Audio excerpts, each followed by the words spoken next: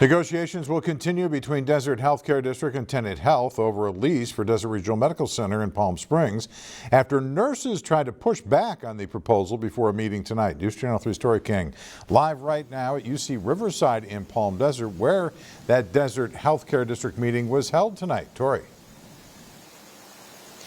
That meeting wrapped up about an hour ago, and Tenet Health's proposal was heard before the board of directors here, as well as about a dozen or so nurses who were protesting these proposals. I spoke to both sides to hear what they had to say about today's vote.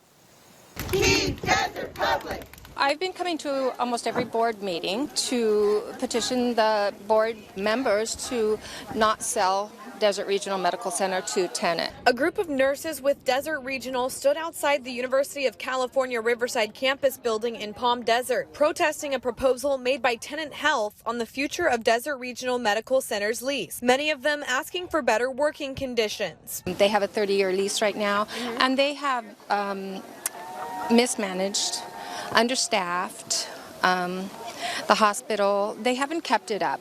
They need better regulation, so we're basically petitioning to the committee, please don't sell our hospital. Our patients deserve a lot of care, and when an entity like Tenet or any other company takes it, they nickel and dime, and you can't do that. Tenet's proposal that the group is protesting would provide $650 million over 30 years to Desert Healthcare District, increase the upfront payment to $100 million with an accelerated payment schedule, commit to renovation and expansion of the emergency department and admitting areas at JFK Memorial Hospital at an estimated cost of $60 million, and ensure that any future modification of Desert Regional Medical Center would be designed to accommodate the current capacity. By the time the full fair market value of the hospital is paid at the end of this 30-year lease term, the hospital would fully transfer into the hands of Tenet Health. The public information forums allowed us to get that feedback from community members, understanding the support that we have, understanding some areas of interest, for example, the East Valley investments. The company is based in Dallas. Desert Regional would continue to be subject to the oversight of a local governing board as well as local, state,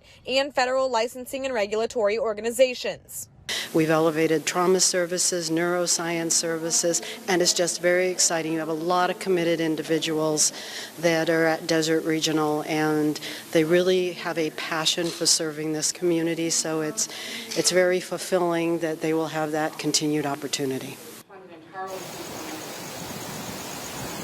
So this unanimous vote means that the proposal is going to move into its next stages, which would include entering into a contractual agreement and drafting that up.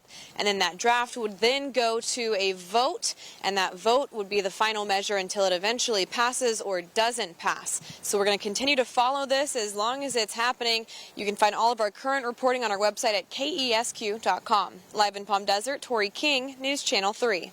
Thank you, Tori. And also new tonight, the Desert Healthcare District at that same meeting promoting Chris Christensen to CEO of the organization. He had been serving as interim CEO after the dismissal last year of Dr. Conrado Barzaga. Christensen had previously been chief financial officer and also served as interim CEO 2 other times. The move was announced, as I said, during tonight's meeting.